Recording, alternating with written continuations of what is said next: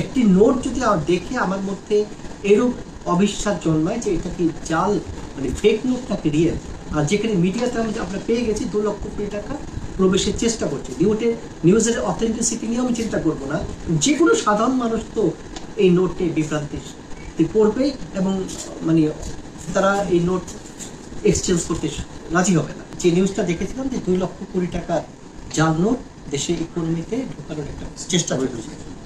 2 লক্ষ কোটি টাকা যদি দেশের ভিতরে প্রবেশ করতে হয় তবে কিন্তু আমাদের 2 লক্ষ কোটি টাকার ইকোনমিক অ্যাক্টিভিটিস সম্পূর্ণ হতে হবে। দ্যাট ইজ, আপনি 2 লক্ষ কোটি টাকার সমপরিমাণ পণ্য উৎপাদন করবেন অথবা সেবা উৎপাদন করবেন। যে প্রশ্ন করলেন যে মাছ যদি না থাকতো তবে কিন্তু মাছওয়ালাকে টাকা দিতে হতো না। তার মানে প্রতিটা নোটের সাথে একটা পণ্য বা সেবা জড়িত, অর্থাৎ 2 লক্ষ কোটি টাকা একটা ইকোনমিতে স্বল্প সময়ের মধ্যে ইনজেক্ট করা খুবই দুরূহ ব্যাপার। তবে যদি অন্যভাবে চিন্তা করি, যদি কেউ চায় যে সামনে নির্বাচনকে কেন্দ্র করে একটা অস্থিতিশীল অবস্থা তৈরি করা, সেক্ষেত্রে ইকোনমিতে আমি টাকা ঢুকালাম শুধু মানে আইন শৃঙ্খলা অবস্থাটাকে ডিস্টেবিলাইজ করার জন্য, আনস্টেবল থাকবে এটা করা উচিত।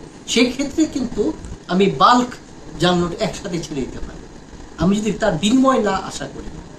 আমি বুঝতে পেরেছি বিষয়টা, যে আমি চাচ্ছি যে এটার মাধ্যমে কোনো মানে অঘটন ঘটুক, অতএব সেক্ষেত্রে আমি নোট ছাড়লাম, কিন্তু আমি আবার সেই নোটটা দিলাম জাল নোট, ওই দুইটা অপকর্ম আমি একসাথে সাধিত করলাম। এই ধরনেরও যদি কেউ মানে মানে মূল উদ্দেশ্য কারো থেকে থাকে, আমি বলছি না কি ঘটনা আছে, তবে সেটা সম্ভব। তা আমরা কিন্তু যখন পত্রিকায় নিউজটা আসলো তার পরপরই কিন্তু আমরা বড় ধরনের একটা মিটিং করেছিলাম, জানেন, ডিজিএফআই, এনএসআই, সিআইডি সবাইকে মিটিং করেছিলাম।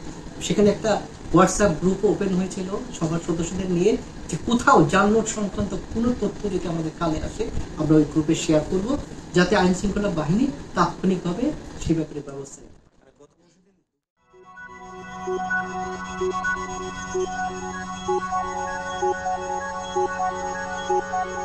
Thank you.